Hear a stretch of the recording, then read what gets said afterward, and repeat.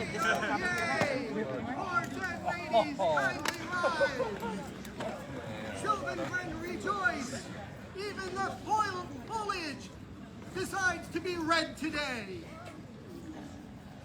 Now approaches their majesties, King and Queen of Pumpkins. Shh, I'm serious.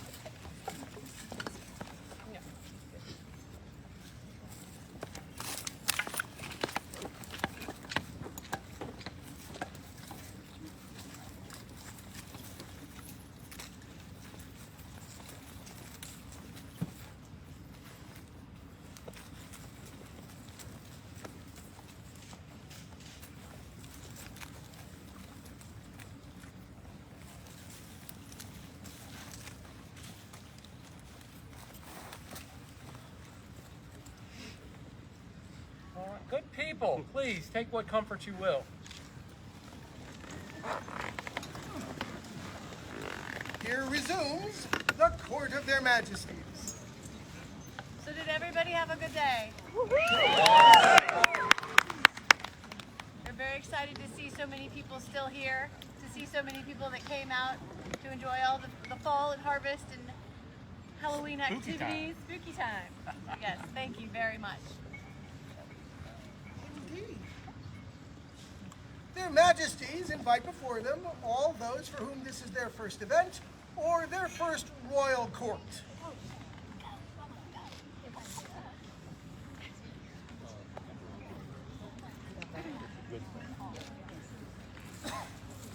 Stay with me.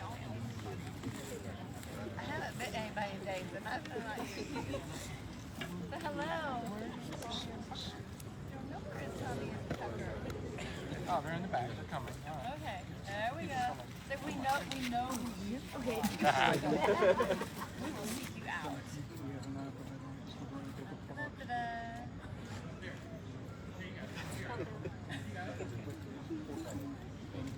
So, a tradition in Ethelmark is to make sure that anybody who is their first Royal Progress event or their first SCA event is made to feel very welcome and given a gift from us. And this would be something that you can take with you and participate in consumption of beverages, which food and drink is love, right? And we want you to be able to come back, and we want you to have something to remember us by, and we want you to have something to be able to drink out of when you do that. So these are handmade cups. We would ask that you pick one. Say thank you so much for coming and being so brave for together.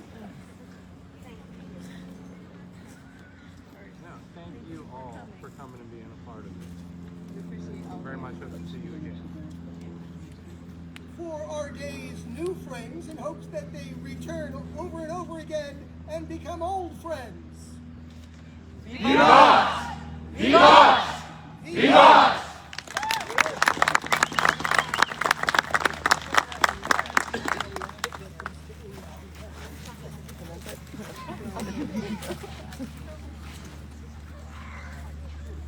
Their majesties would invite before them the youth of the kingdom. Oh my. I know we had some youth here. Oh my goodness.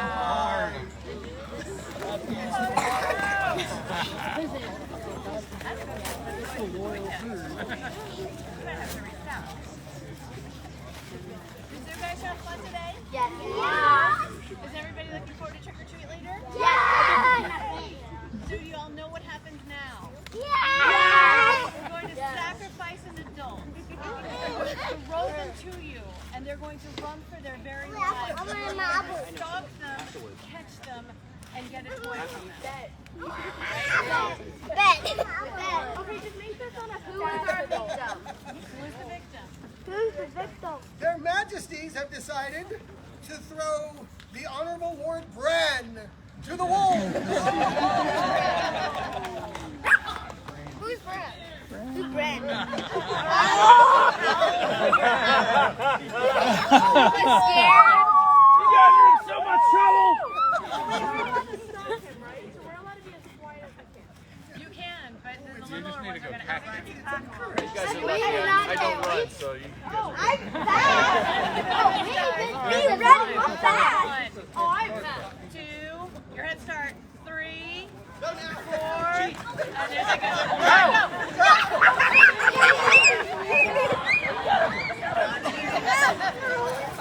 For the sacrifice of the Honorable Lord Bran and the wild hunt of the kingdom's youth. Vivas! Vivas! Vivas!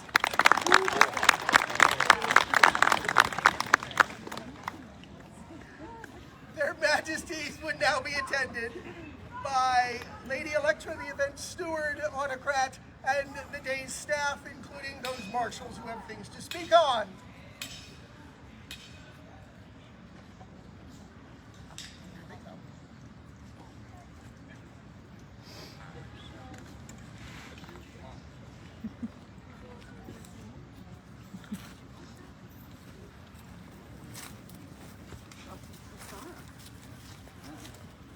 There's a marshal.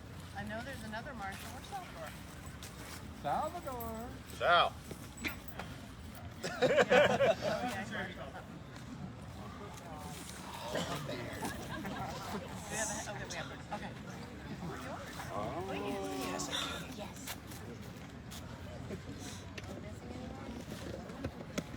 Let me check my list. Check your list. So you're good at that.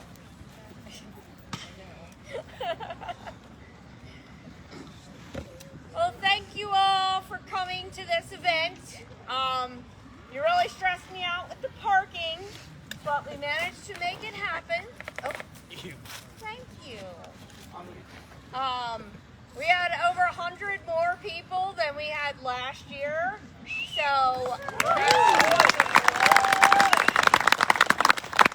thank you for supporting the Shire. I hope that everybody had a lot of fun, and we'll continue to have fun because we're not done yet. I don't know that I have anything else to say. Oh, I do want to acknowledge all of our staff because this was not just me. All of the staff have been phenomenal in putting this event on. They have sat on Zoom calls with me for the last year, and even their Majesties, if you saw, they were as themselves. Our royal liaison was their Majesties as themselves. So everyone has been wonderful. I especially want to acknowledge all of our kitchen staff because we had Travelers Repast last night, which I hope you all took advantage of that, which was soups made by Angelino, who is hiding. He is also the deputy autocrat. And then this morning, we had, where is she? Brianna put on that wonderful breakfast for everyone. There she is.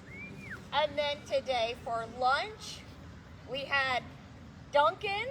He put that whole spread together, which I hope you all loved, especially his bread. We've decided this is actually a bread event. Yes. And we'll continue doing this so that everyone can have Duncan's bread again.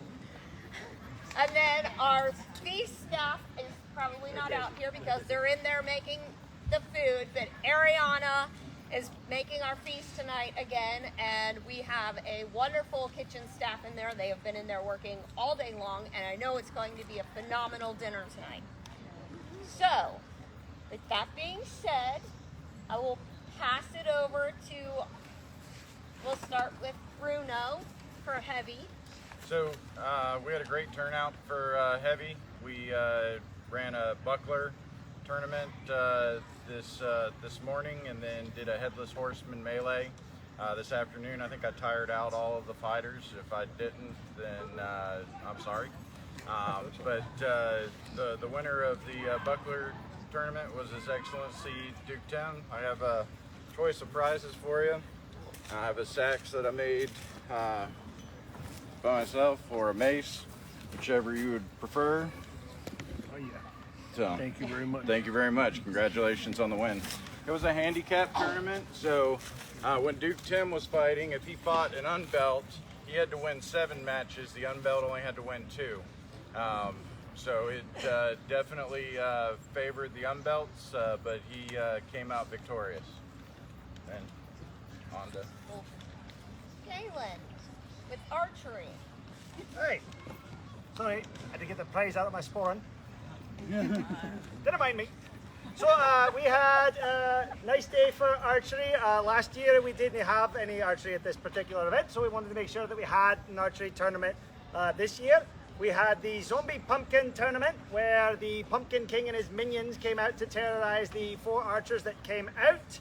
They had to, first of all, cause the Pumpkin King to go into retreat. There can only be 1 Pumpkin King here at this event. And his minions then came out to terrorize them. All the archers performed admirably. However, one did rise above the others. I'd ask Kira to come up and receive our prize here. Up there, Kira.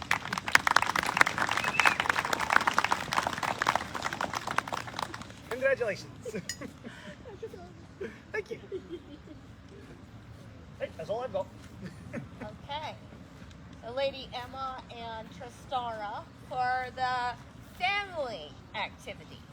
We had a wonderful time over at the family activities. Today we did lots of really cool things. We colored, we ran a joust, we painted pumpkins, but we do have 2 prizes for our coloring contest. The winner was, I believe it, number 2, Betty was our winner of our coloring contest.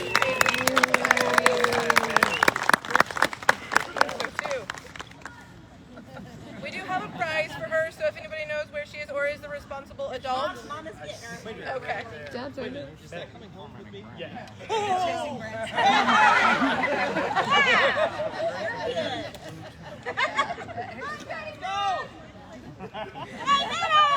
Show us you have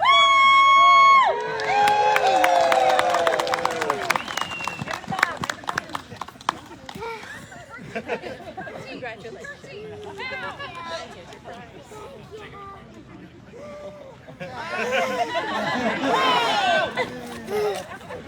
And then we did also have a winner for our joust, who was Miss Eleanor. They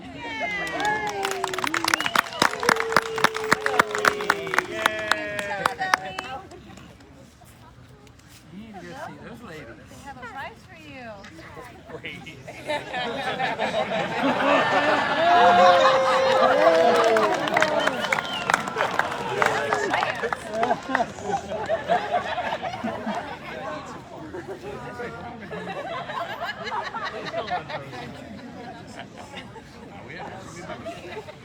Hi, I'm Salvador. Hi, Salvador. There it is. Today we had a couple rapier tournaments. One was it was an arcade tournament, so people got tickets, they won prizes. I'm not going to talk about that one because everyone got a thing, and yay for everybody, right? Yay, everybody! Yeah. So the second tournament we had was a cut and thrust tournament. It was a zombie cut and thrust tournament, which means that we could only defeat each other by hitting each other in the head. And I love nothing more than getting hit in the head by my friends on an 83-degree weather day. So, but there was a victor. So, do you want to call him? Certainly. The court would bring forward Don Ferruccio. Now, so we can just do this all together. There was also another prize for the best dressed costumed fencer. And well, this little Energizer bunny of a man won both of them. So you're taking this home. Oh no. I wanted to take it home, but here you go, buddy. More than a few times we heard on the sidelines, kill the wabbit, and I must tell you, although you didn't always turn and bow to the royalty, you did wag your tail, and that was just such an honor for me. So we felt this was most appropriate for you. And the prize was donated by the Honorable Lady Arlie. Yeah. Thank you. And it suits you. It suits you very well for the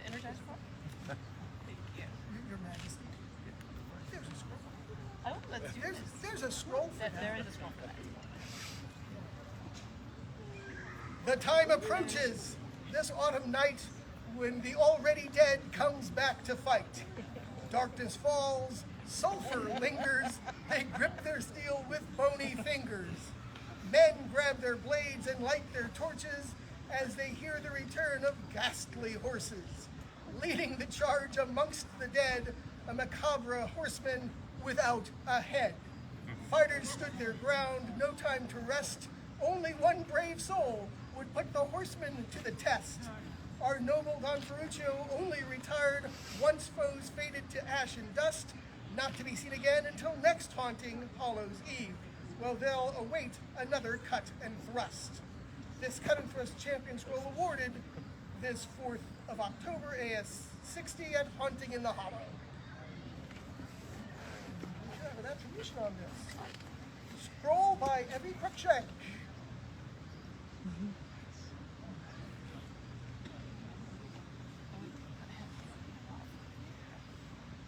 Thank you. Well done. For Don Ferruccio, victor in the cut and thrust and the costume competition. For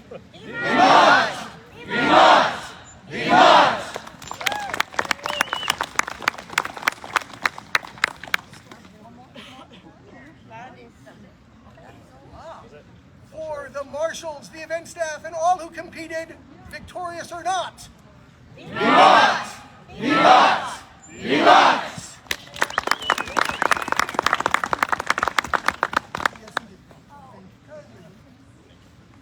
Lady Electra. We're not done with him.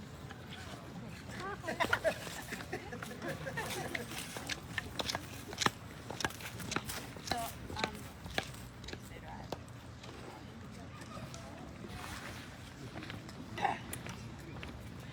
So for 2 years you have run this event, and it started as an idea that you and Katie together, and Petra, and you helped her with it, and then you took it and it kind of created a life of its own, and you kept doing it.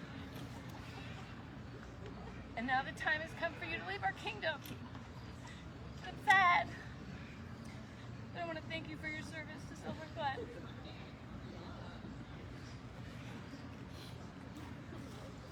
And give you a golden escarbuncle red to thank you for everything you've done. You have been so organized, and you have put so much of your heart and your love into the Shire and into this event, and we are very thankful, and I'm very sad you're leaving, but thank you for everything. Look around.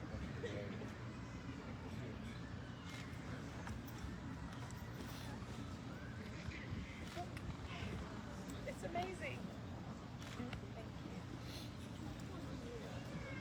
For Lady Electra, newest recipient of a red golden escarbuncle. Yes.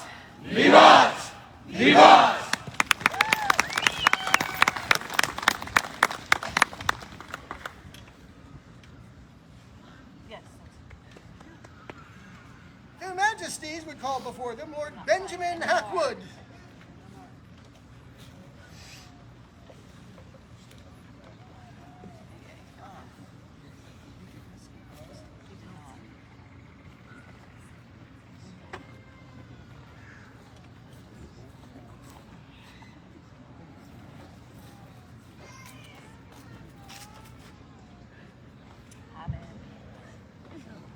Ben, you for a long time have been a staple member of Sylvan Glen.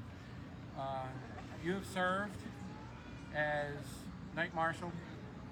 You have served as Castellan or Chatelaine, getting people engaged, reaching out to people, getting everyone involved. And that is the heart blood of the society and the Shire. So we felt it's only right for us to do this. Blood of the energetic, heart of the enigmatic, hands of the miner, and mind of cooperation. It is our intent to reward the deserving, and lest we be forsworn, we, Andreas and faithful servant Benjamin Hackwood, who has labored long and hard in our lands during the time of the last plague and beyond, to keep our people connected and allow activities to continue afterwards. Do we wish to welcome him into our noble Order of the Keystone? done this 4th day of October, and Societas 60 and Hunting in the Hollows. Still my job in London and Jinx. And you busted your butt to keep us going after the shutdown and to get everything started and follow all the rules and do it all right. And we're incredibly grateful for everything. But that was just really over the top. So thank you very much. Shire alive. Thank you.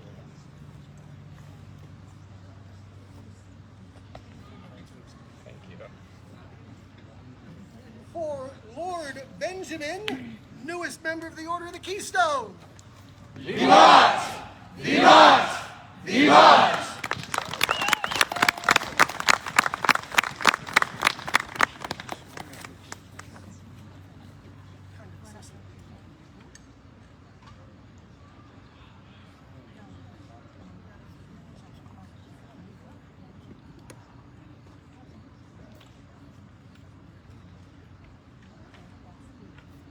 Their Majesties would invite before them Kolfina Oddsdaughter. So she can't still be a troll. Make sure we're getting the right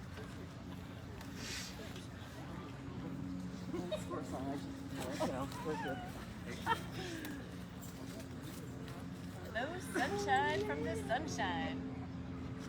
Our court. You, at the very last minute, jumped in despite a major case of life and made sure we had troll. And then life kept hitting you, and you were still here, and you continued working, and we are eternally grateful. The event would have not been nearly the same without your effort. And over the past months and years that you've been part of the Shire, you've continued to promote the arts, do everything you can to make sure that things are happening. So we would see you have a golden escarbuncle color red for service. And thank you so much for coming to Ethelmark. And thank you for all you do for Sylvan Glen. Thank you. Yeah. For Lady Kolfina Oddsdaughter, newest recipient of a golden escarbuncle red for service. Vivat! Vivat! Vivat!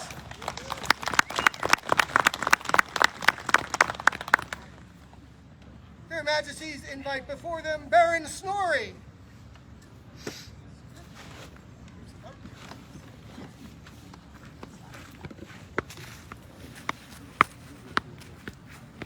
Have words.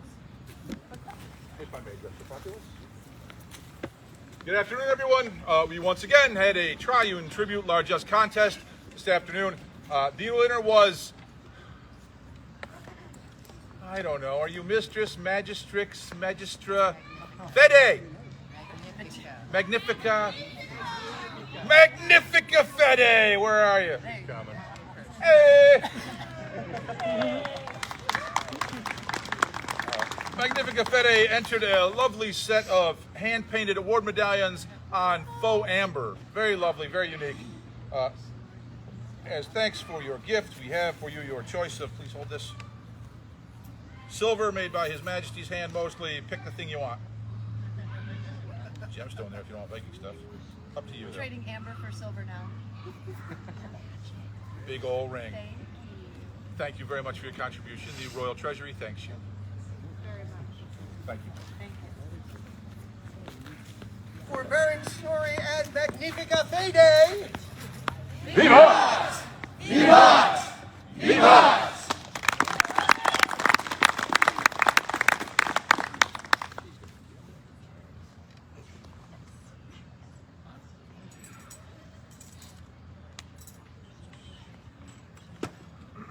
Yes. Their Majesties invite before them Mistress Rasheen, our current thrown weapons champion. Needs a different title after that tournament.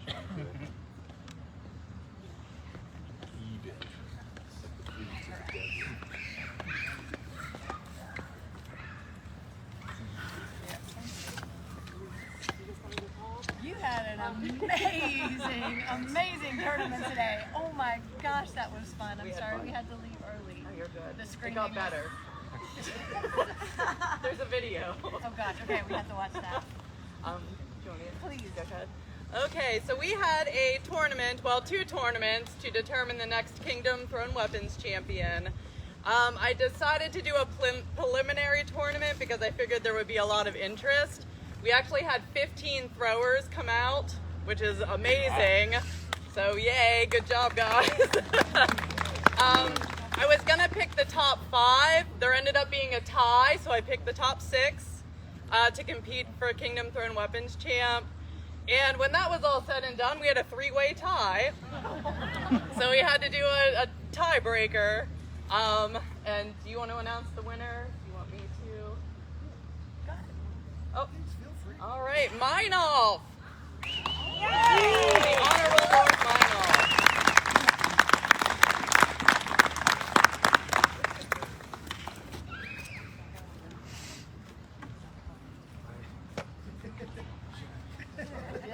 If we would transfer the regalia. You take this, throw this on. Puma has the thing to write on the back. Okay? Oh, good job. Go for it. You have a hand.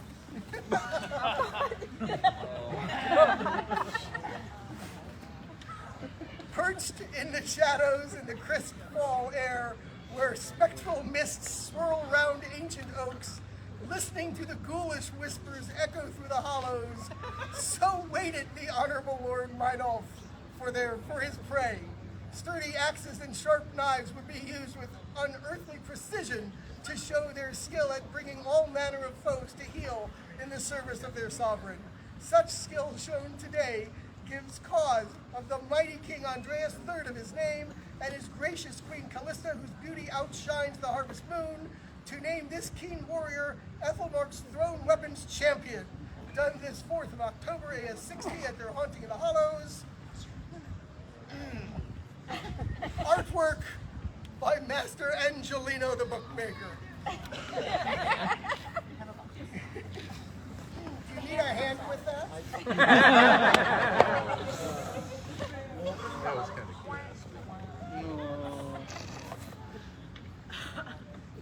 Oh, it's clutching it tightly. It's not going to cover this roll. So, Meinolf, if you would, please join our court. Right, your hand.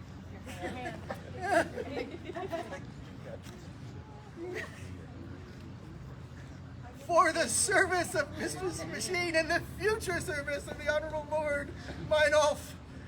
Vivat! Vivat! Vivat!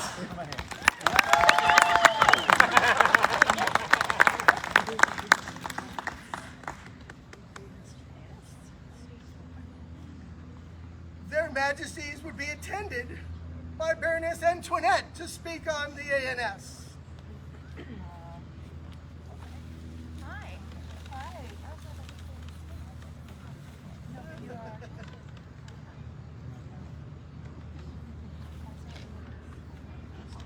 Yes, but we still want to make sure that you're seen and that we know that you served in the last year.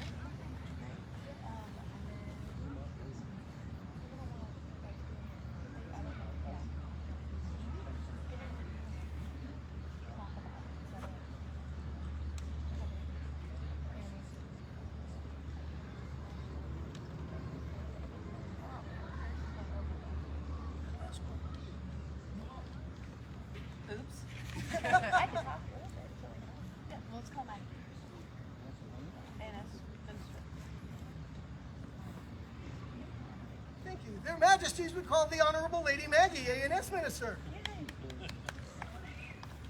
Yep.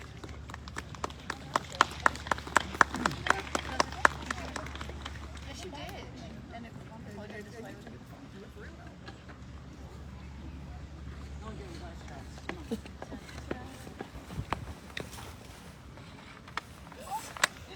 I lost my finger. Oh, stabbing people. That's how I ended up at this. Let's not do that. Hey! Hi. Hi.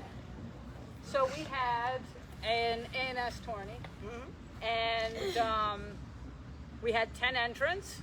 We had a number of judges, and it's a lot of names, so I'm going to thank them on Facebook. I couldn't do it without Marin. And I couldn't do it without my successor, Magnifica Fede, who will be taking over in January. She did all the hard scheduling, and that was amazing. And we did end up with one person who was amazeballs, and not to, use a weird word or anything like that. And you have the scroll. We do have the scroll. The crown would call before them Lady Larcia of Serva.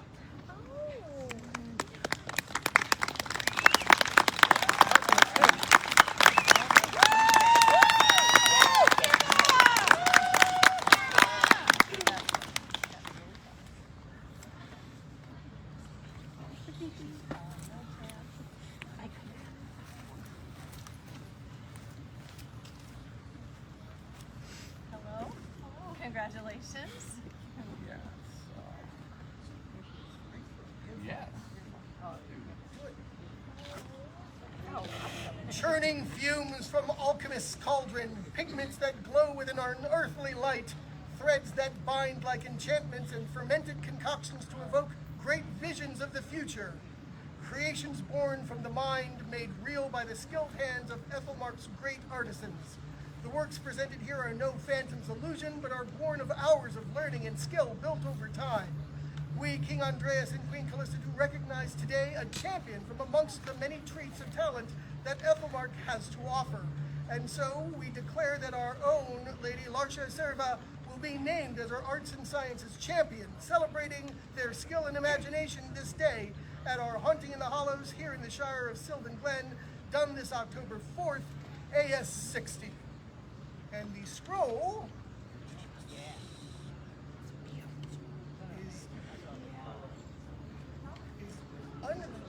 is Angel. No, it's not. Ah. We believe the scroll is Master Angelino the bookmaker. Okay, here we go. No, that should be bad Angelino.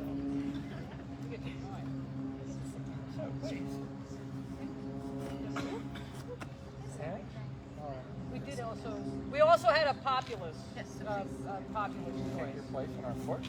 My apologies. Didn't mean to step on your toes. And our populace vote was Baroness Umbriana.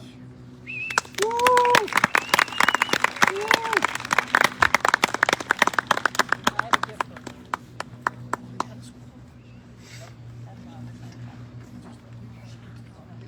Okay, we'll go straight into it. Okay. Get her.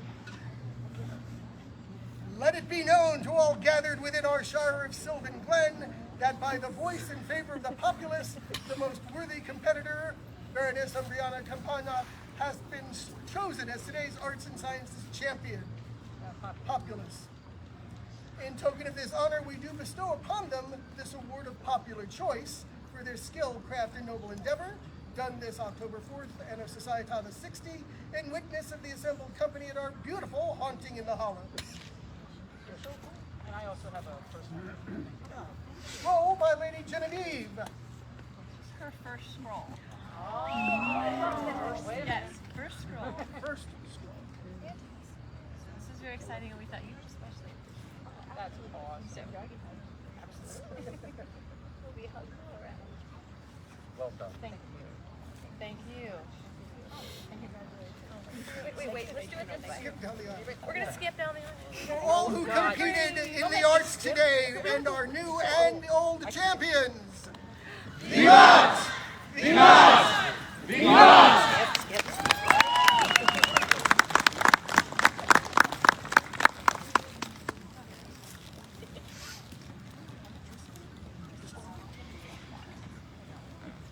Their Majesties invite before them Tristara of Sylvan Glen.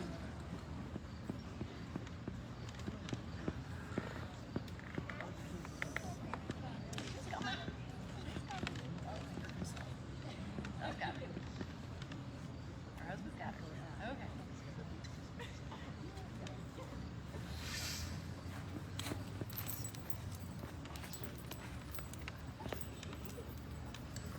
Hello. You don't need to kneel. You can stand.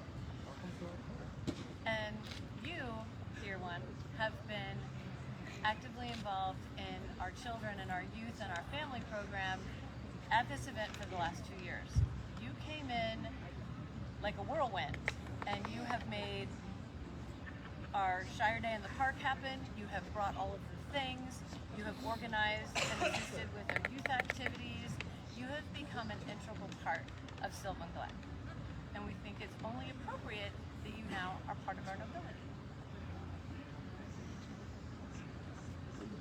Be it known that we, Andreas and Callista, King and Queen of Sylvan Ethelmark, take great pride in the good works of our populace today.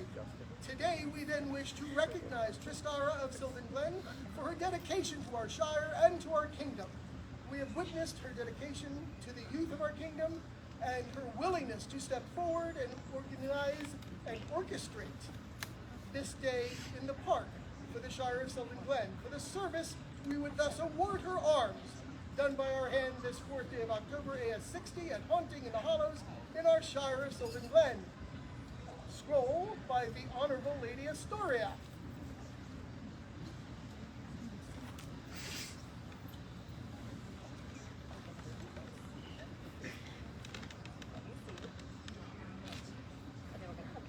Okay.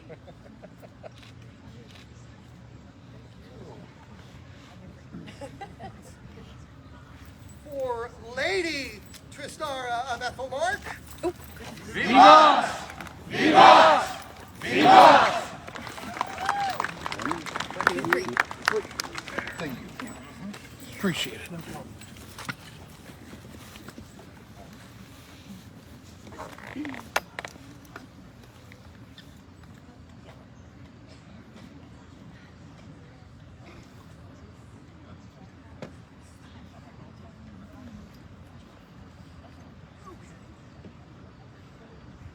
Their Majesties would invite Baron Michael Langley of Riversmeet as guest herald for the next scroll.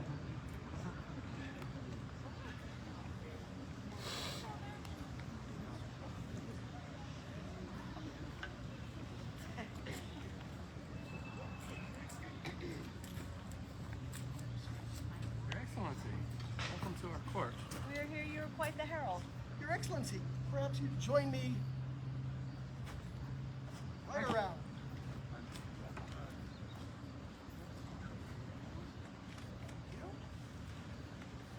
Their Majesties would now see before them Laird Galen Clark.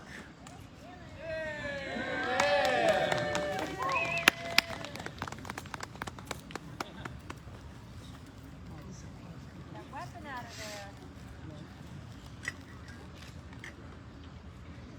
Galen, you have turned around archery in the Shire.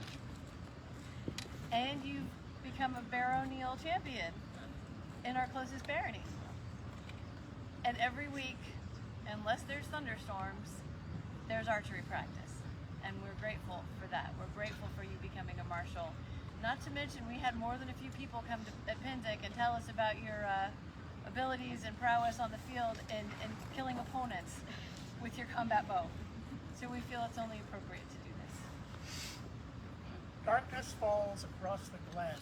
The midnight hour is close at hand. Creatures crawl in search of blood to terrorize this sylvan wood. But one brave fighter can be found, with weapon skill to put them down. He'll stand to face the hounds of hell, with bow and sword in armored shell. Laird Galen Clark fights nobly there, his arrows flying through the air. With rapier and rattan he clears the room, and closes in to seal their doom. A golden ulse our king and queen, Andreas and Callista deliver, and Haunting in the Hollow, AS 60, the yearly Athelmartian thriller. Illumination by Lord Gideon Bejars, words and calligraphy by Armiger, Ulrica, Beatrice Botello, with greatest apologies to Michael Jackson and Vincent Price.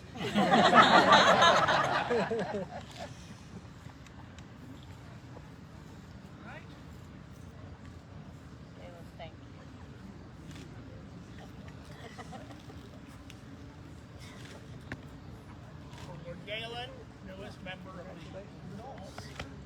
Vivas!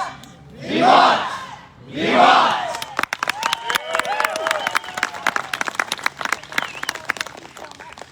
If you might come have a chat with us for a moment. Their Majesties, without further word, with His Excellency Baron Michael. Oh, here you got the thing. Sorry, my knees bother me. I totally understand. So, I remember you, oh gosh, it was like Elfmark War Practice 4, you were doing heralding. Way back then. And since then, you've become a staple in the heraldic consultation world. To the point where you've taken heraldic consultation and transformed that into an art. And we would see that recognized today. It is a rare thing indeed for service to be rendered with such acuity that it becomes art. It is rarer for that service to require such a level of knowledge and research that it then becomes a science. His Excellency Baron Michael Langley of Riversmeet has been seen at the Pennsic Wars practicing his art from open to close each day at Herald's Point. Like a shepherd, he guides gentles to the perfect armory, teaching the process and pleases patrons with the results. For this, we, Callista and Andreas, make Baron Michael a sycamore. Done this 4th day of October, AS60, at our haunting in the Hollow. Scroll by Boyarin of Zvonimir Zavachnikov. Artwork based on the Dialogus Creatorum Mortalis, 1500 edition.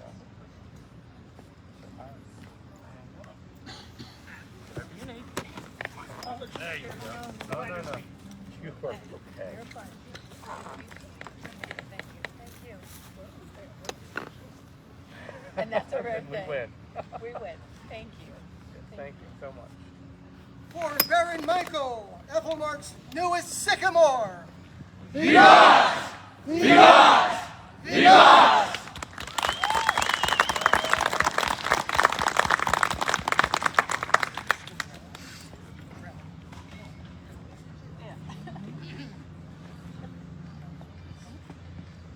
The crown would request the presence of Lord Valdis of Gotland.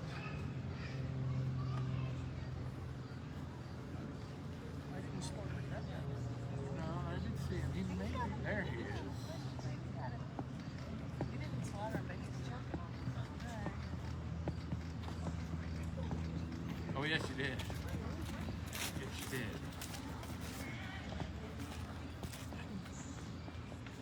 So, Valdis, we've known each other 30-ish years. In all that time, I've witnessed you practicing your craft, and you've taken that craft to another level, to the point where it's become part of you. So much so that it's bled into other people in the kingdom, and we would actually have them brought forward. Their Majesties would bring before them the most noble order of the Fleur. Nice.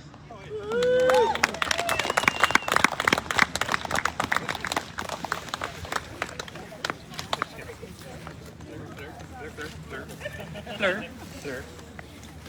Hi, sir. I'm doing this. Just do it. Just walk the camera briefly.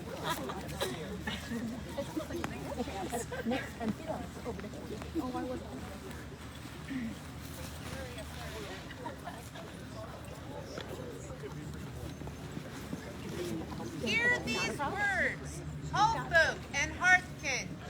For 30 winters, world wheel turning, Valdis of Gotland, carved bone gold, cut tree bloods. Edge iron sang on stag antler, tool song bit in oak flesh. Shaving spell as shield sleet drifting, yet work endured as wonder wealth. Patterns traced on root and branch, bone brightened by the hand's craft. Odin's wisdom guides the blade, hall wares, hearth treasures, horn and board fashioned. Thus is Valdis, fameful carver, antler smith, wood shaper, lauded long. In the South Sea Hall, the Coral Yard Arm was awarded. In the Eastern Mead Hall, the Purple Sleeve was granted. His raised renown is well known. Today he joins those named, now carved and confirmed on the Crimson Saga stone. Thus speak the throne bearers, Andreas King and Callista Queen of the Skogaric grounds. They grant Valdis the Fleur de Ethelmark at Hunting in the Hollow, when Sunhorse rode on October's path in the Shire of Sylvan Glen, Anno Societatis 60. Scroll by Meister Nomalia Reinhardt, picture inspiration, Egyptian carpenter, 1450 CE.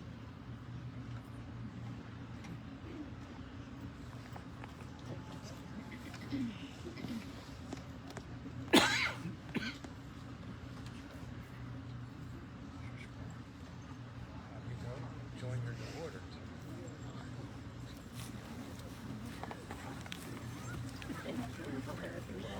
For the Honorable Lord Valdis, newest Fleur of Ethelmark.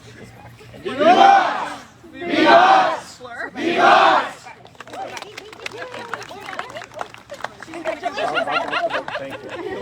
Congratulations.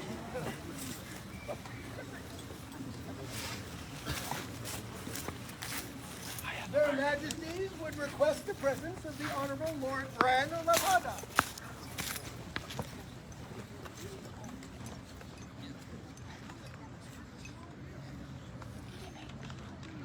The children are still chasing him. No. We thought you might still be running. He's not limping. It's okay. You have all your appendages? They didn't remove anything? So, Bran, we've heard about you at Penzic. We've heard about you for other things. When other people were still going back to get a cold beverage and relax, you were moving hay bales.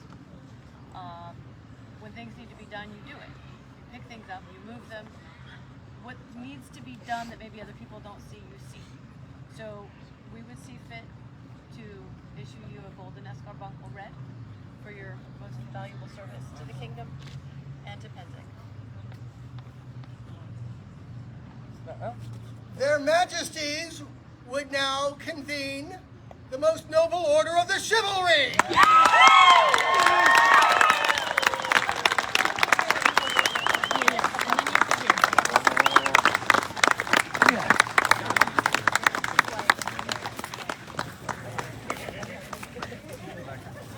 Listen, and let there be no doubt that these words are true.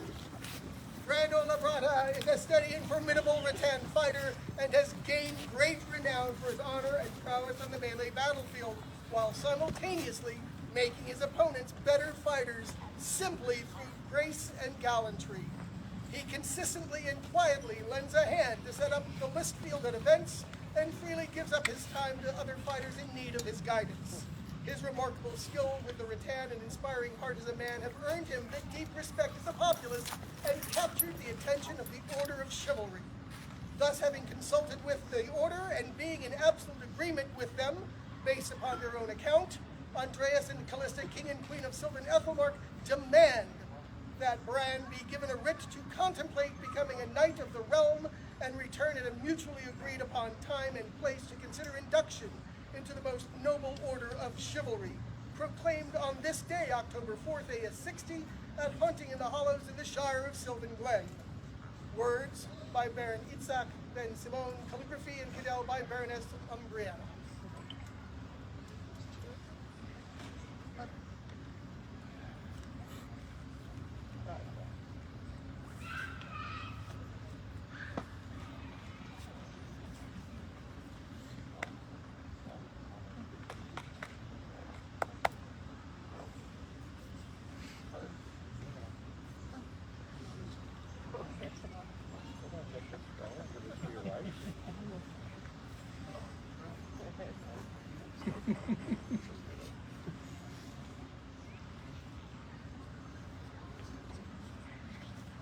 Good order. Would you pick this man? For the Honorable Lord Bran as he goes forth to contemplate elevation to the most noble order of the chivalry. Vivas! Vivas! Vivas!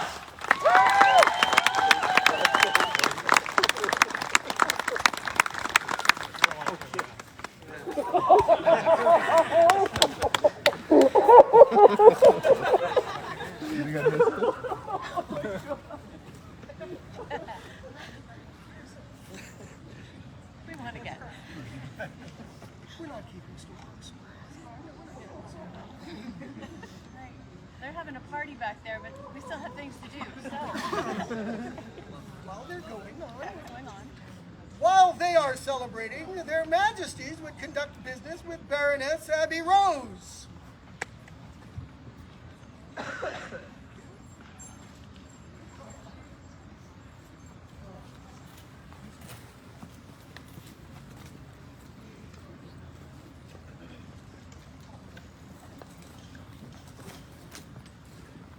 Oh, trouble. Don't try and look innocent. So it's not very often that the mom voice comes out, but sometimes you just want to say stop, and it gets to the point that young people grow and mature to where somebody's saying stop, they just don't listen, and that's okay. And you haven't stopped. Their majesties would request the presence of the most noble order of the Pelican.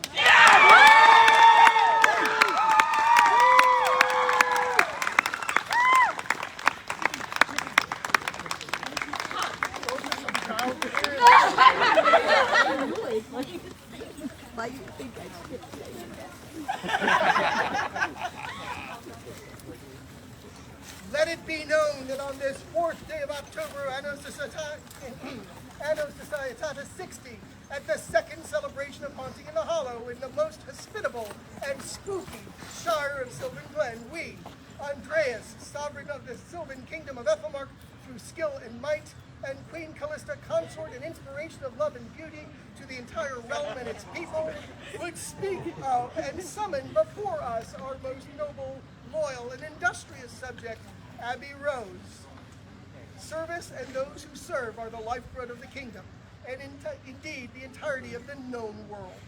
Abby Rose has proved herself to be invaluable to the household, to the barony, to the kingdom, and society as elected officer, as cook, as autocrat, event staff, as event head retainer, and as reign coordinator, as Pennsic mayoral intern, and stands therefore as a paragon of service and an inspiring example for those who would serve.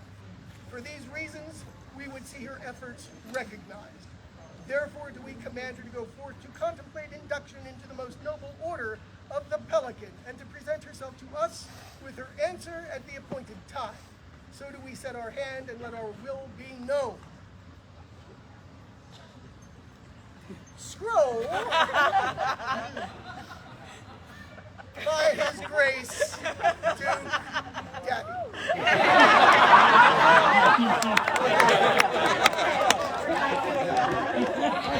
I did not write that.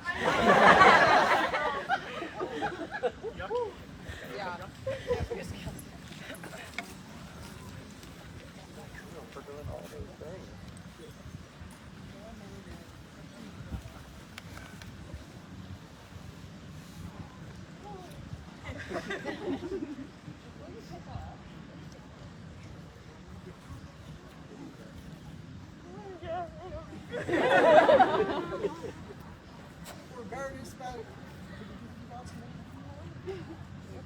For Baroness Abby Rose, as she contemplates elevation to the Pelican. Vivas! Vivas! Vivas!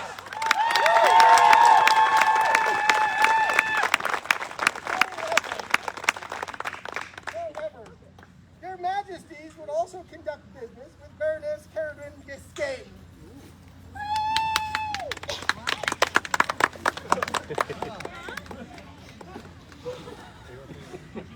They won't know what's happening. Everybody just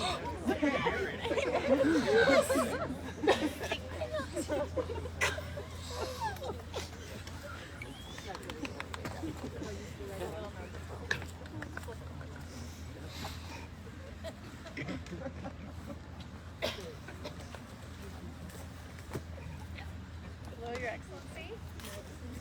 There's some people that have been talking about you.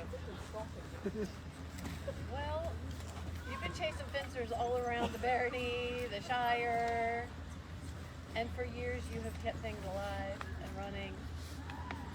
You continue to work, and you work often in quiet places where you're not seen, and never have you stopped. And we have seen, and others have seen, and we think it's only right. In the interest of time, Their Majesties have decreed that long court is long. We're reading the English. Societies are built by people who are driven to do.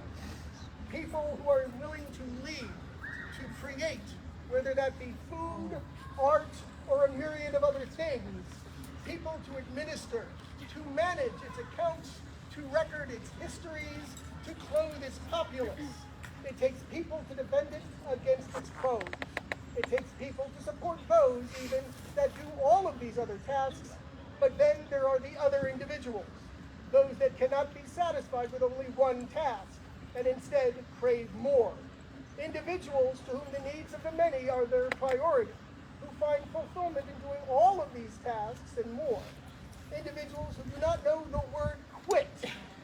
Such a one has been found in the personage of our own Baroness Ferrigan. Therefore, to the strong and mighty Andreas Morgan, king by right of arms, and kind and beautiful Callista Morganova, his queen, request that her excellency present herself at their court in the haunting of the Hollow, October 4th, AS 60, to meet with their order the Pelican, at which time their majesties command that you be taken hence, to decide therefore a time and place where you will sit vigil to contemplate your elevation, to stand amongst their number. Illumination by Ridari Gwydion ap Arden. Everybody. There's more. Frame illumination by Sir Arden Scott. Image research by Lady Niskia. Calligraphy by Astra. Words by Baron Ichijo. With the help of the Shire of Myndyd Gwyn and the Principality of Insulae Draconis and the National Library of Wales, and also help from Mrs. Gwen of Locock. And the Welsh is on the back. So the Welsh is there. We won't speak English. We can't speak. She gets a scroll back.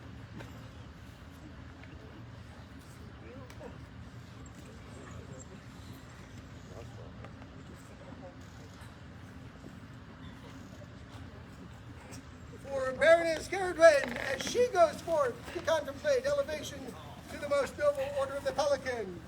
Vivas! Vivas! Vivas!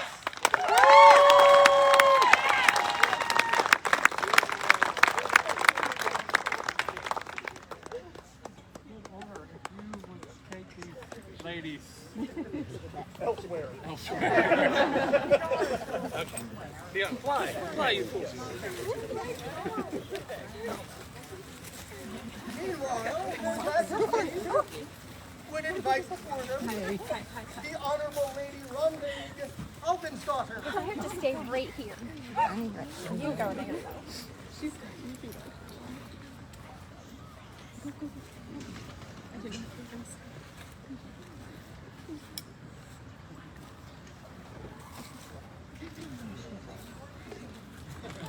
Knock them over! Knock them over!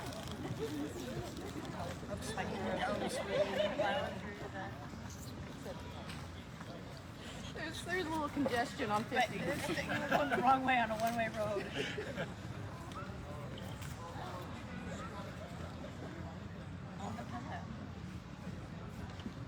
So Ron Mike, we talked today about your ANS Champions entry, and that's garments that I have long Googled and wanted to know more about, and you have done your work to recreate that. For our elevation, you did beautiful work, documented work on our undergarments. For our last reign, you did multiple garments. And you've not done this for just us. You've been doing this for a very long time. You do amazing hats. You've taught other people to make beautiful hats, and you base these all off of things that would have been done in history, and sharing that and teaching that have made you come to the notice of not just us, but some other folks as well. Their Majesties would be attended by the most noble Order of the Laurel.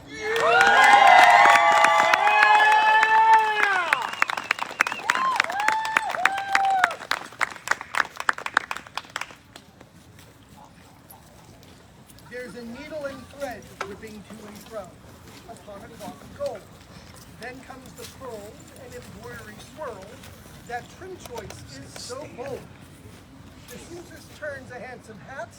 It's fit for a queen or king. Lined with fur and stitched by her. Is that a beetle's wing? Round and round and to and fro, the scissors snick and slice. Put a pin in this, reinforce the stitch. That tunic's looking nice.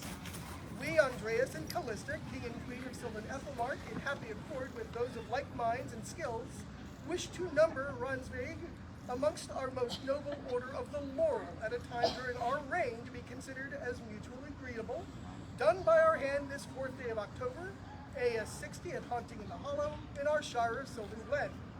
Based on the poem song, there is an inn, a merry old inn from The Hobbit. Words by the Honorable Lady Marina. Calligraphy and illumination by Baroness Kolfida Jodesdotter.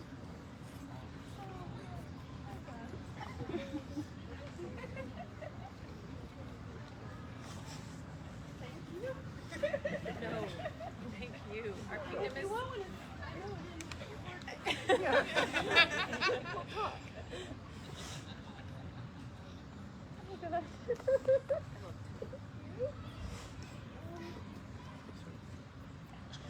And we would just ask you to stand with these people for a moment. So the Honorable Lady Rodriguez, as she considers elevation to the most noble Order of the Laurel. Vivas! Vivas! Vivas!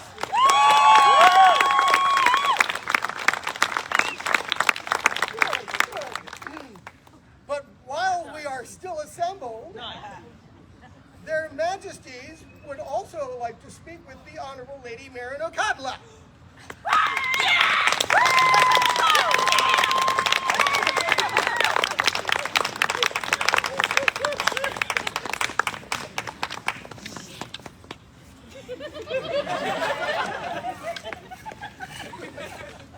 So you have been doing absolutely astounding work and research.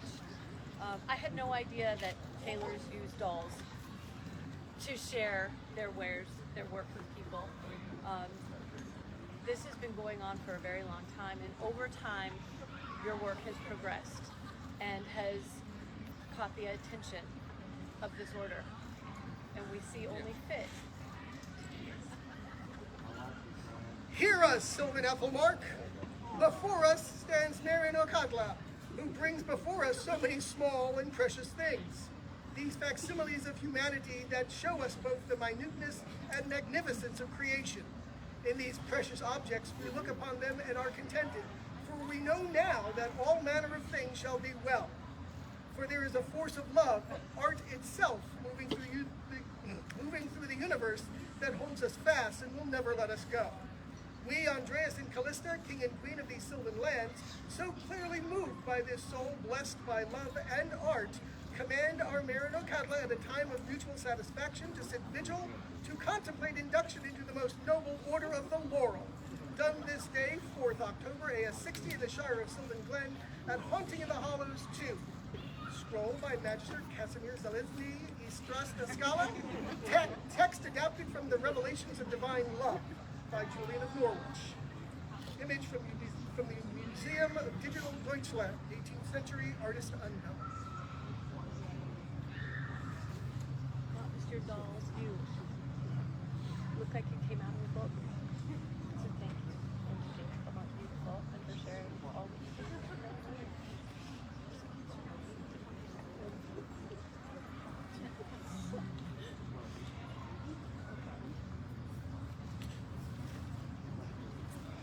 for the Honorable Lady Marin as she also goes forth to contemplate elevation to the most noble order of the laurel. Vivas! Vivas! Vivas!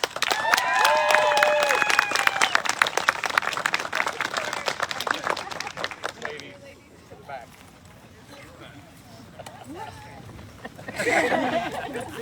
Out back.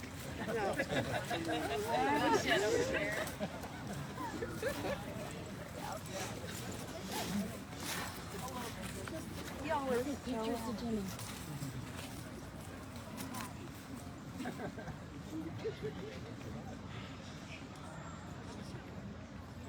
Because, you know, it's such a large room. Yeah.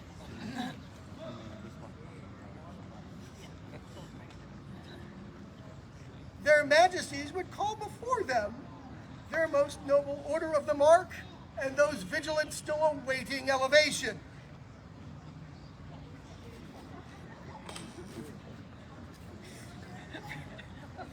Where'd they all go? Gloria. Yeah.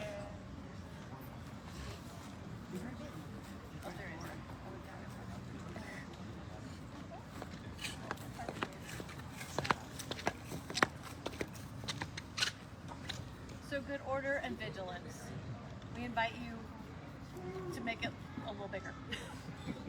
But also because being a small order, you're very aware of the people that are active in your community and that are being looked at and that are doing the things for so many years prior to this order being created. And we've heard that beyond a doubt, there's one more that you would like to see among you. Their Majesties would call before them Baron Gunther Grunbaum.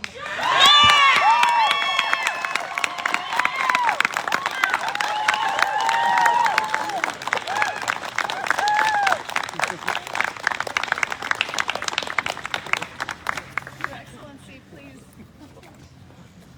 Front row seat. So Gunther. Gunther.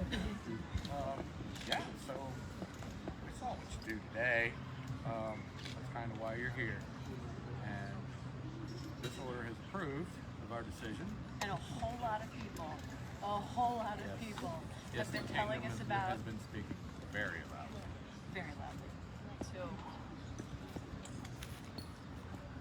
Unto the populace of Ethelmark, take heed and hear the wise words of our beloved royalty. Our most noble King Andreas and shining Queen Callista have noted the tireless and devoted service of Baron Gunther to our thrown weapons community as a champion, white-born clerk, as well as running ranges, making targets and stands, and offering weekly practices in his home. For this abundance of service, as well as your talent on the range, do we issue you a writ of summons to contemplate elevation to our most noble order of the mark at a time and place to be agreed upon, done by our hands on this 4th October at Haunting in the Hollow in the Shire of Sylvan Glen, AS 60. Illumination and calligraphy by the Honorable Lady Gesa von Wellenstein.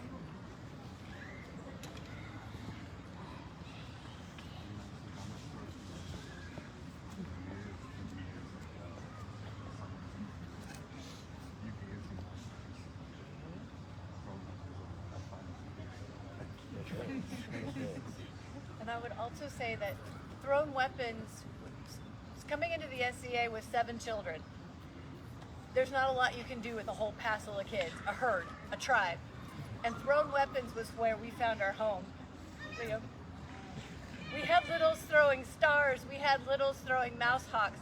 This community, these throwers, allowed our family to be part of the SCA. It's where our children found a foothold. So people like you and you that keep this alive are everything. So thank you.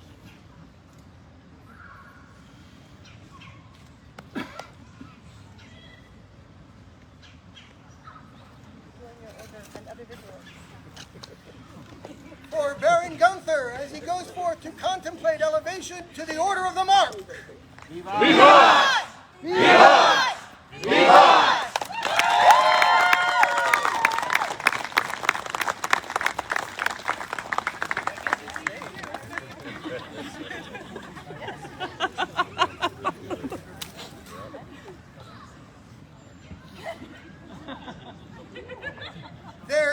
Southern Majesties would demand the presence of Baron Ulfkill Dungleson.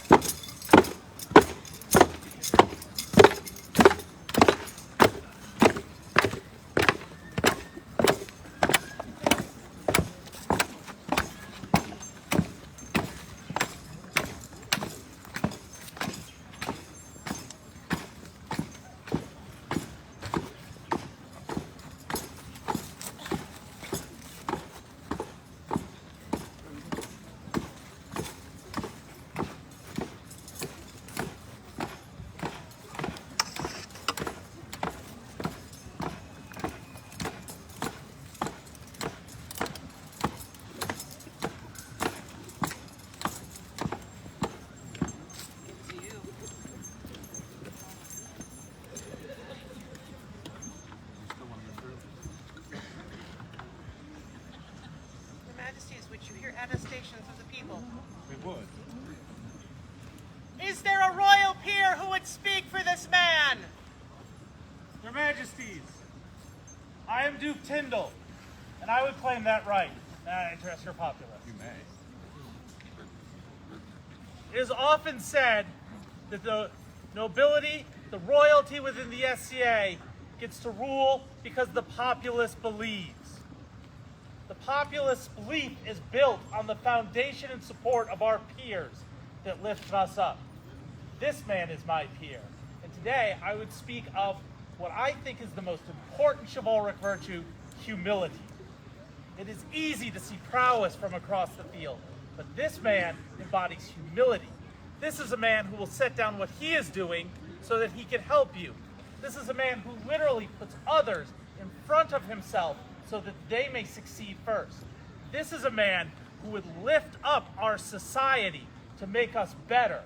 This man is my peer. This man is a knight. And what you do today is a good thing.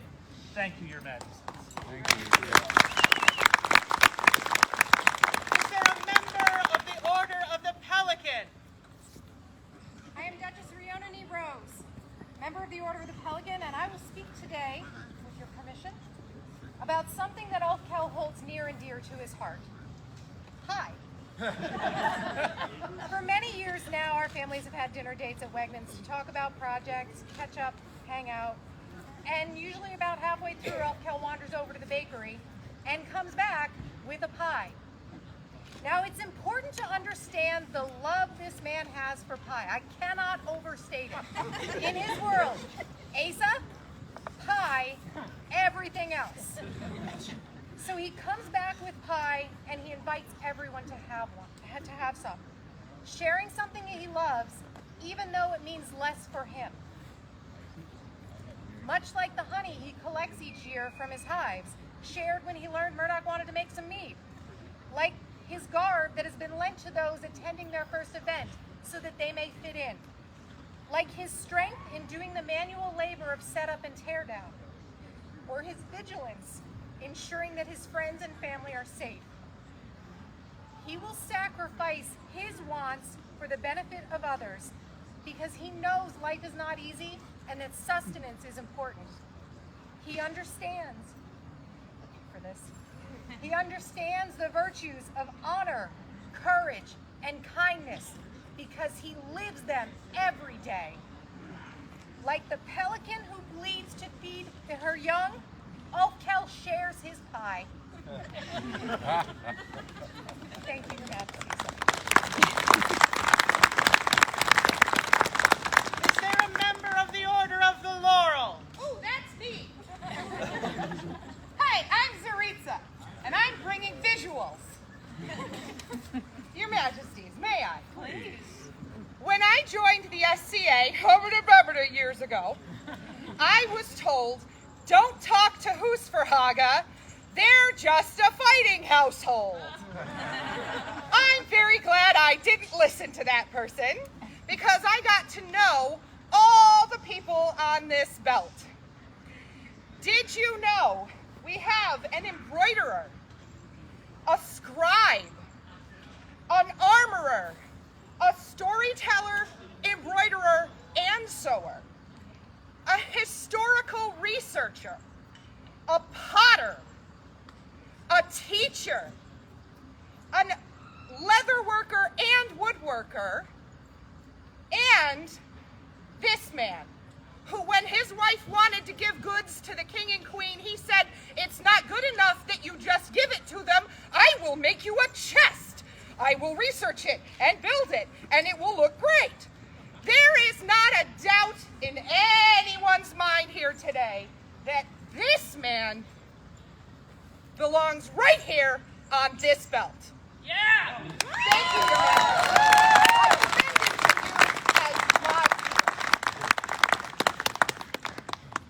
Is there a member of the Order of the Rose? There is.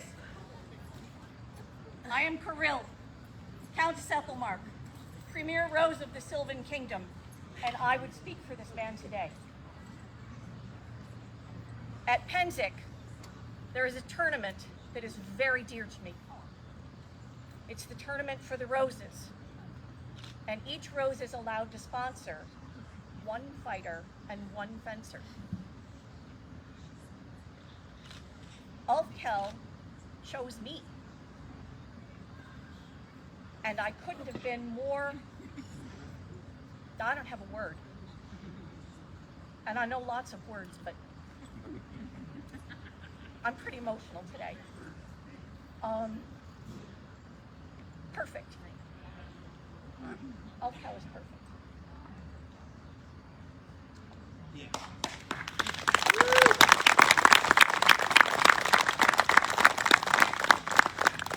Is there a member of the populace? Your Majesties, I have that honor. May I? I am Baroness Abby Roisin Ankirdy. Most of you know me as Abby Rose. One man here calls me his third knight. Clearly, we're all aware that I am no knight. But that's the thing about Ulfkel. The fact that I am not a knight doesn't really factor into his thought process. To Ulfkel, it doesn't matter what title you have, or more specifically, what title you don't have. He is going to listen to you. He is going to see you. He will take counsel from you, and he will give you counsel. He will give you the shirt off his back, or more accurately, the wool from his sheep. He will look out for you. He will always do what is right and encourage others to do what is right for them. Ulfkel is and always has been a safe person to me and to others in society and beyond. I've known this man to be a knight from the moment I met him. Your Majesties, thank you for recognizing. Yeah!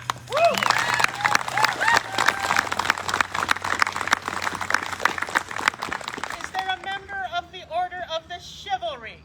Yeah, I gotta take that one. Your Majesties. If you're lucky, if you're really lucky, then once or twice in your life, you meet someone that you know instantly is connected to you. Someone to whom you are, for better or worse, from that moment forward, inextricably bound. It can be an odd feeling, something hard to place. When Ulfkel and I met, we knew, without a question, that there was something about the other that was different. Something gravitational. Neither of us had any idea what that meant, and so we spent the first year that we knew each other just kind of staring at each other from across our village, giving each other the stink eye and trying to figure out what was up with that other guy, because it was very weird. Then one day, Ulfkel was running from a group of brigands. He was sprinting up a long and winding stair, and my lady Birna got in his way. So like you do, he picked her up, threw her over his shoulder, and kidnapped her. It's okay. He fed her, I'm pretty sure. I don't know. But for whatever reason, that worked for us. I don't know.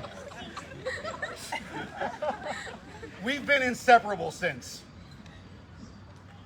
Over the last 25 years, Ulfkel has been instrumental in shaping not only the knight, but the man that I've become. It was he who first led me to this society 20 years ago. It was he who first led me to the field of battle. It was he who led me to the people that became my family. He continues to lead and inspire me every day. This man is the society. His daily life is the study of art, the art of farming, of beekeeping. He studies manuals on techniques not only of fighting, but of cooking. And he shares them with me. We talk nearly every day, and in every conversation, I'm pretty likely to learn something new. He's strong, he's skilled. He's the only person I know whose 15th shot on the field is likely to be as strong as his first. He's generous, he's conscientious, he freely shares of his knowledge and his time. If he sees someone who needs help, he just does what's needed. No pomp, no circumstance, just service. What you do today, Your Majesties, is a wonderful thing. Not only for Ulfkel, but for all of us, for the society. We're all made richer by knowing him. What he does is often silent and unseen, and I thank you so very much for recognizing him. I love you.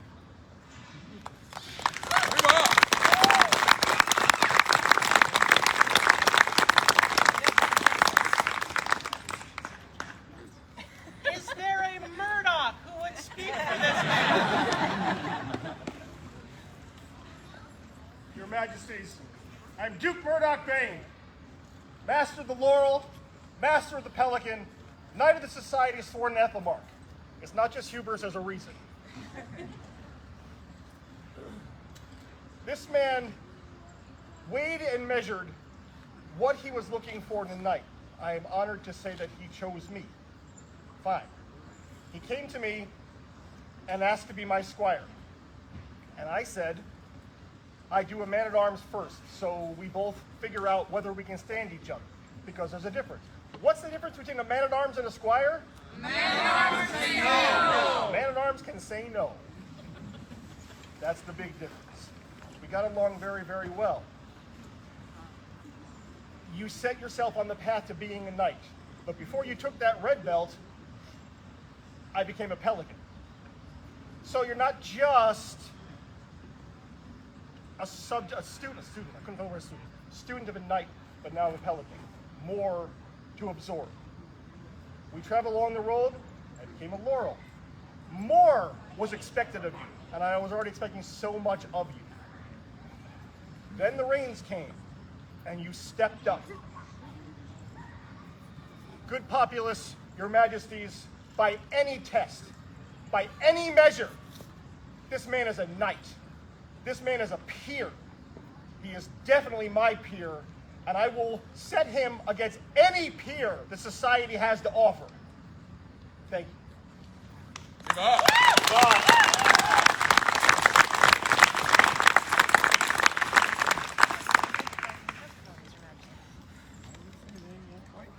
Very convincing. Would you like an order? Please. Their Majesties now call before them their most noble order of the chivalry.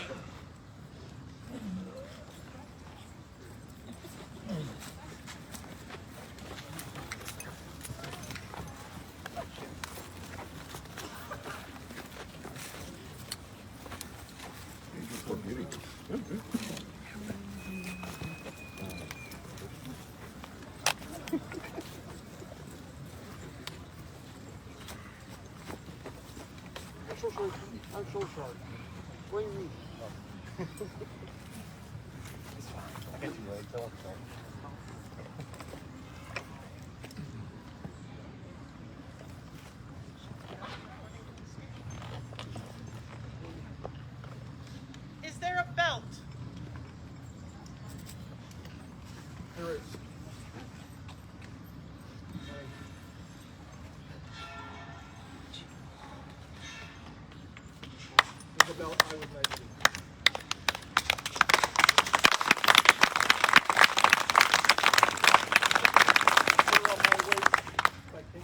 Sheridan, and now Judges Brianna E. Rose. Now put her on your waist.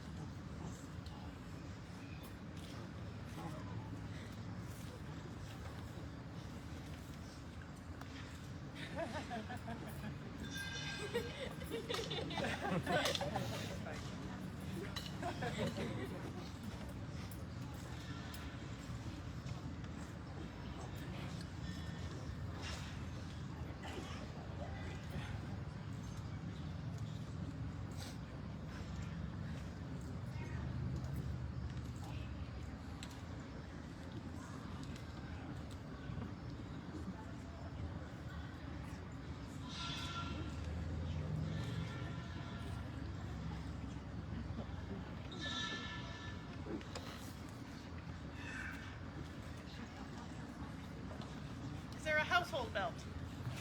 There is. You've heard what they do. This is the belt of Hus for Haga.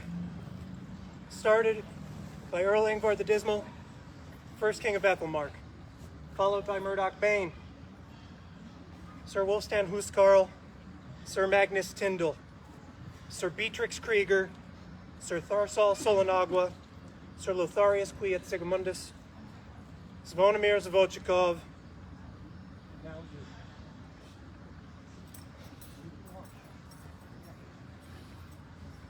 This belt is white.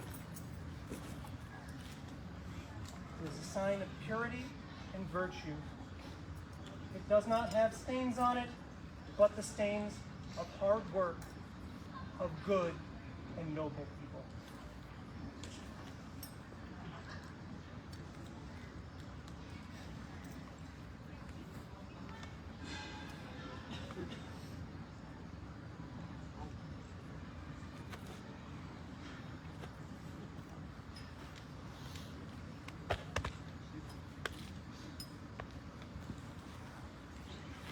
Is there the ancestral chain? There is.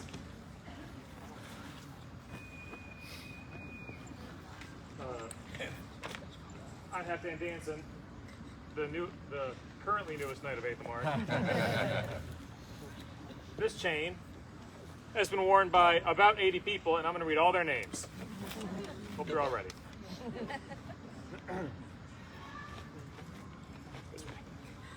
Cygnus the Blissful, Michael of Northwood, Dane Ferris, Sextus Plinius Calidus, Guido Martini of Trinacria, Rowain de la Garnison, James Ahern, Matthias Sean Cameron, Orlando Alvarez, Reinhard von Berchtesgaden, Otto Westphalia, Christopher Rollins, Malcolm Duncan McEwen, Maynard Vandenstein, Erling the Boring, Kadan Shakilgan Guron Ecken, Henri D'Artois, Murdoch Bane, Finn Marland O'Shannon, Eisenwolf Thorolfsson, Magariki Katsuichi Corradono. Sorry, no Corradono. You're not here, he'll be all right. Alonzio the Peacemakers, Tristan Sexwolf, Gradwin Mabtiernan, Angus McBain, Wulfstan Huskarl, Kalek Shurag Ad, Duncan von Halstern, Ulrich of the Mist, Magnus Tyndall, Hrothgar Iverson, Thorgrim Skullsplitter, Olaf Thorvalthersson, Robin Wallace, Stefan Ulfkilson, Thomas Byron of Haverford, Gabriel Hawks, Gareth Kincaid, Havoc the Wild, Vladimir Michnik. We're almost there. Ariel of Thornbury, Tiberius Canarius Varro, Andreas Morgan, Tarl Macleva, Arnthor in Stierke, Kunin Bornhelm, Vladislav Nikolic, Ian Kenevin, Aquila Davos, Marek Michael Draco, sorry.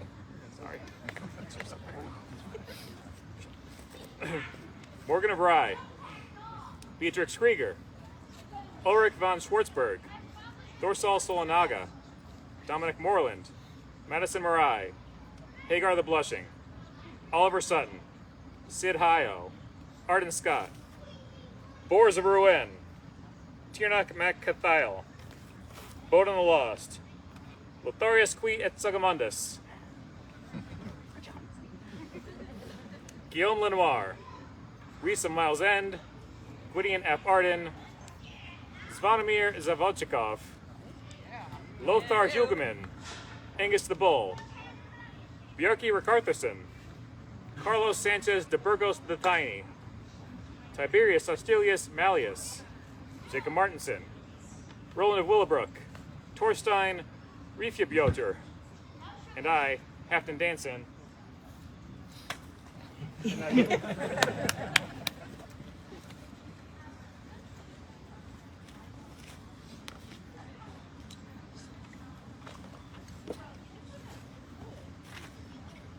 there a legacy chain? There is.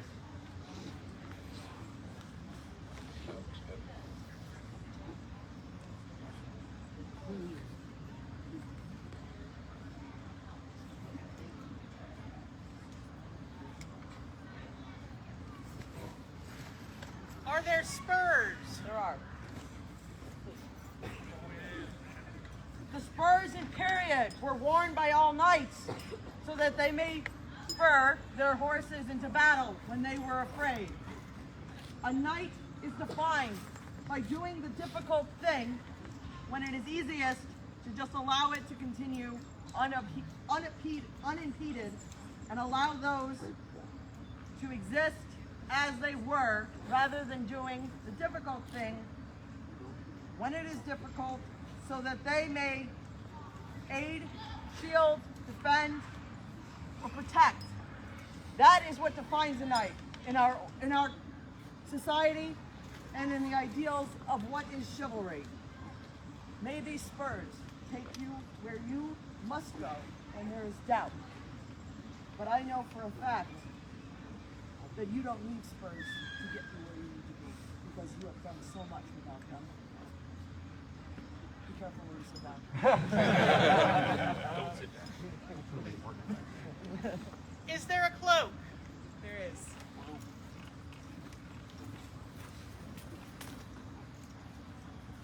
I'm now sorry for how heavy this is. I didn't know how many things were putting on you.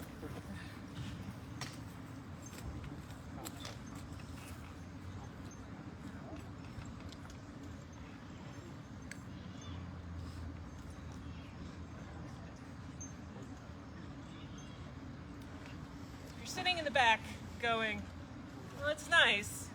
It's fine. It's missing a little bit of heraldry. If you'll bear with me a moment, our family does regalia a little differently. With Your Majesty's permission.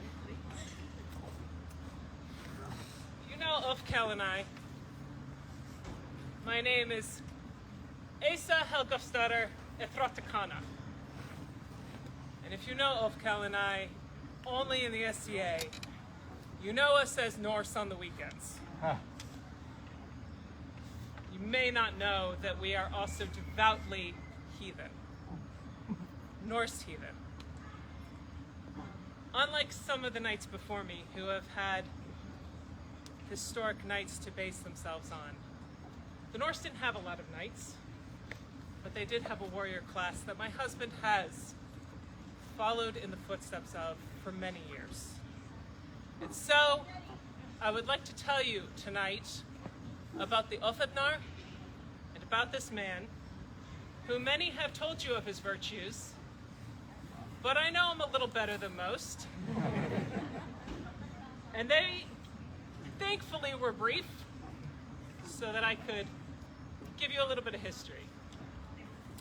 In the 9th century, an epic poem was written to detail the exploits of Harald Fairhair, the first king of Norway, who had amongst his army a unit of these Ulfadnar, wolf-skinned warriors who would howl their way into battle, bite their shields, who were considered uniquely blessed by Odin, which I'm sure was of some comfort to those who followed them into battle, and a little bit of concern to those who faced them. And in this poem, a Valkyrie, tired of men, and who can blame her, sat by herself for a while, and in time a raven came down, covered in gore from one of Harold's recent battles. And she asked the raven about Harold and his armies, and of these men, and of the Alfanar. She asked him, "I want to ask you about the equipment of the berserkers, O taster of the corpse sea. What provisions are made for war-daring men, those who surge into battle?" The raven replies, "They're called wolfskins, who bear bloody shields in combat. They redden spears when they go to war. There at court they are seated together. There, I believe, the sovereign, wise and understanding, may entrust himself to men of courage alone, those who hew into shields." Much would be written later about these men, these Alfagnar, but like many things throughout written history, the further we get away from their time, their location, and their faith, the narrators become less reliable. But here, in some of these early tellings, I think we get a pretty good description of how they were seen by their peers. Skilled warriors, fearsome foes, leaders of men, trusted by kings. The Norse love a good, clear destiny. I don't know what else has been written for you on the world tree, but I know that you were destined to be a fighter. You were born with an untamed soul, a Fylgja, a guardian spirit in our faith that has always taken the form of a white wolf, and hands that were meant to hold a sword and shield. From the first time you toddled over, picked up a stick, and whacked your sister with it, to childhood games deep in the woods where tree branches became swords and dilapidated barns became castles, or fortresses meant to be claimed. Even when you met Lothar, the man who would become as a brother to you, the two of you, yes, found sticks and beat the snot out of each other? Oh, yeah. Yes? Formed an underground sword club, I heard? Yes? Maybe. And then you found Pennsic, and you saw melee for the first time, and something sparked, and you spent 2 years building a beautiful kit that weighed as much as you did. And before the next Pennsic, we drove to Eisenthal, and there, having yet never been to a practice or crossed swords with anybody in the SCA, as Sir Murdoch would learn, wolves like to learn things the hard way, he passed his first off in spear, mostly on raw talent, and a little bit of moxie, and a spine that had not yet felt pain. And then you entered your first melee, and I saw you come off that field, and I understood that the Ulfanar do not howl with battle fury, they howl with joy. Your soul was on fire. And when you chose your heraldry, the white wolf, who had been your constant companion in dreams and in your thoughts since you were a child, now led you into battle and showed the world who and what they were facing. You and I both came to heathenism as children. Each step along that path, footing grew more sure. But when you read about them, this battle group, these wolfskin warriors, it was a calling. It was a coming home. It was a clicking in the soul. But to choose to form a relationship with a singular God in a polytheistic religion is an interesting path, especially when that God is Odin. Even for those uniquely blessed by Odin, he does not make the way easy. For a God who has sacrificed much for his own goals, he expects the same from those who follow him. I think that there's a misconception that anyone of a Norse persuasion who has ever touched hand to hilt, then or now, is instantly an Odin fanatic with dreams of Valhalla. There's a lot of gods in the Norse pantheon, and a lot of them are battle-coded. Odin is not a default. Odin is a choice, one that should be made deliberately, carefully, with your eyes wide open to the knowledge that the road you are choosing is long, difficult, and will ask a lot of you. The same way I think could be said for the path of chivalry. Not everybody who passes their first off is destined to be a knight and take the oath. If that was true, there would be a lot more people in front of me.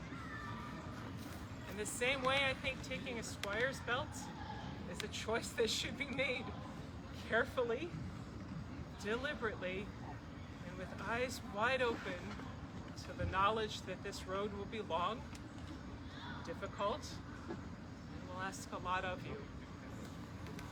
And I know that there are moments in the last 9 years that have felt particularly fraught indeed. A lot of bruises that didn't heal for months on end because that shield did not come around in time. Thank you, Gwydion. Sorry. A lot of sword moves that just would not stick in the brain. A lot of so close but not quite tournament second place finishes. A lot of practices we could not get to because work or the farm needed to come first. A lot of events that we did not make because the money needed to go to medical supplies, or events that a bull decided to just run straight through, or farm-sitting thralls are real hard to come by these days. And just as your stars seem to be on the ascent, a pandemic hit, and you made a very conscious decision to remove yourself from the fighting community entirely for 2 years to protect the people you love, knowing that that was time and training you were never going to get back, and that may have cost you everything, but you did it. Every time the road has seemed impassable, you do what all fighters do. You and your wolf put shoulder and shield against the barrier, and you push.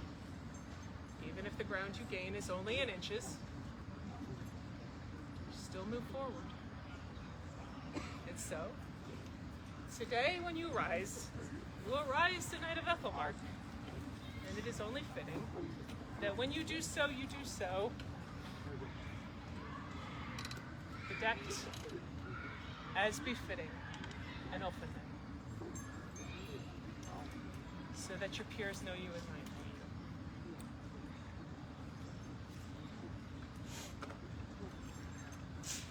A skilled warrior, a fearsome foe, a leader of men, trusted by kings. Much has been asked of you. Much more is going to be expected in the years to come. I do not need divination to know that you will rise to meet every challenge. Ulfkel, Vithyn, Wolf of Odin. Thank God.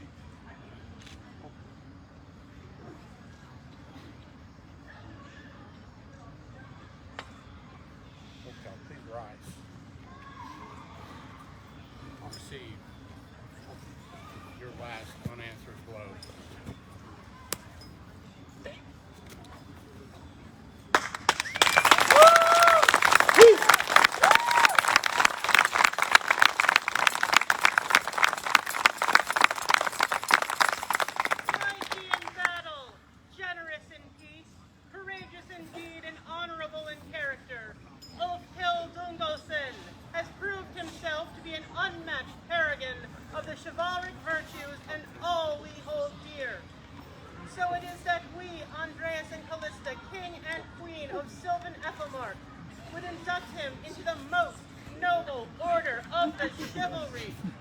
Further, we would bestow upon him these arms by letters patent to be borne by him alone. Sable, a wolf's head erased, conturni argent, and a base, fari argent and azure.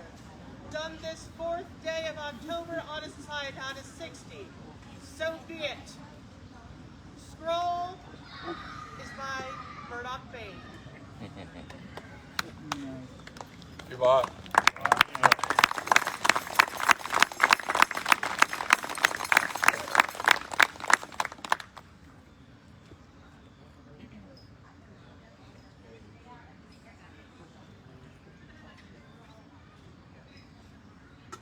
For Sir Oathkill Dungelson, newest knight of our society. Viva! Viva! Viva!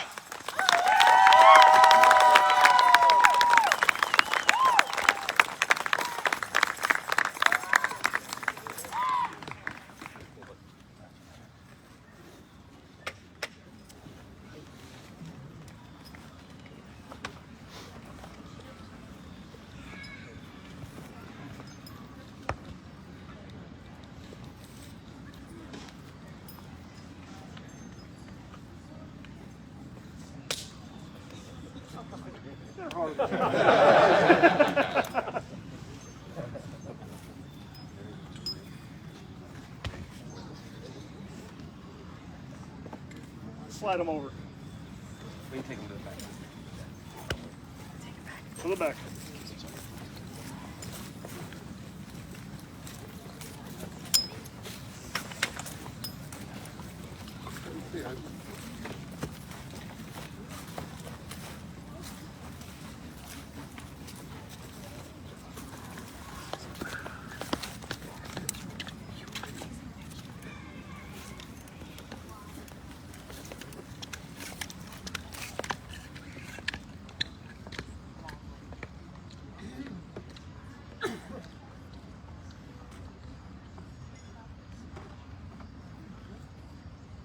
Her Majesty would call before her Baroness Erica of the Crimson Nape.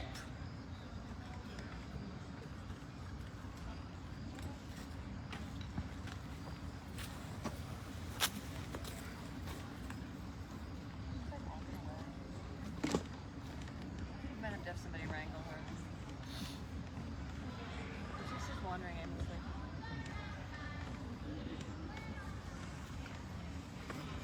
Perhaps they did not hear. She is an idol. Her Majesty would call before her Baroness Erica of the Crimson Nape. What? Yep, that's about right.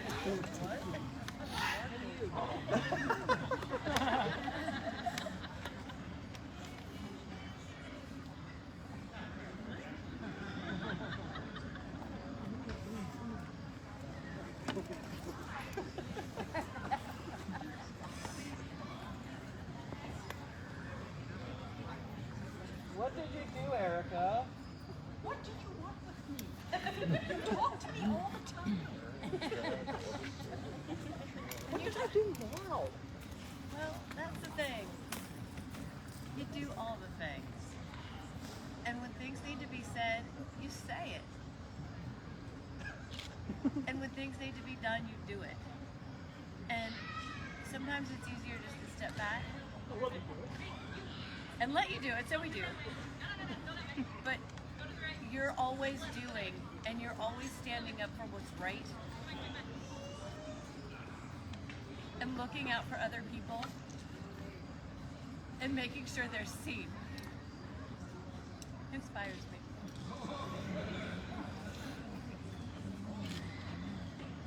Oh, nope, you gotta drag it away. So you can just take this. Happy little slap. I know you won't mind. All right.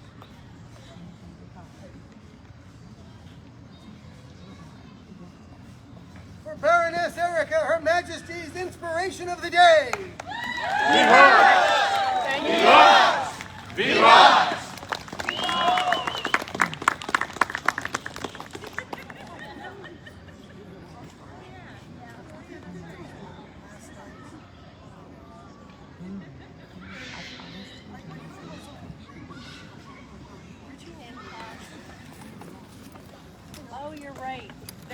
some ritual humiliation going on. So Your Majesty, I have been saying October 4th all night long. Something happened on October 4th about years ago. A baby king was born? Not that one. This one. So, good people of Ethel Mark, if you would, join me in singing His Majesty Happy Birthday. Happy birthday to you.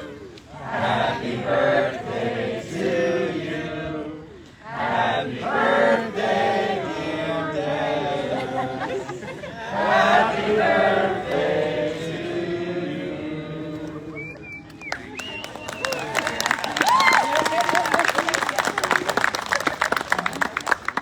Their Majesties would call before them all scribes, medallion, regalia makers who took part in today's courts. We had a lot of beautiful art go out today, and we've had a lot of beautiful art being created over weeks and months, and you continue to do this work. And we're grateful, and we thank you. Please, let us recognize your work with a gift from the tribal treasure box. Okay, you don't, you're not going to run and my niece can't have it, right? Thank you. While the scribes are here on the right, I'd like today's heralds on the left.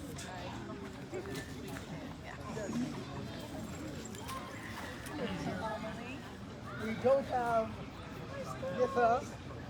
Where is Michael? Right there. Ah. Baron Michael. Baron Michael. If you would stand, please.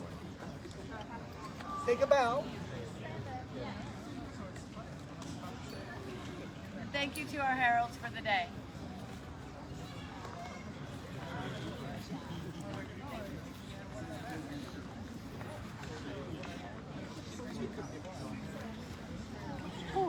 So, just real quick, thank you everybody that made today happen, everybody that came and participated and joined in all the fun and frivolity.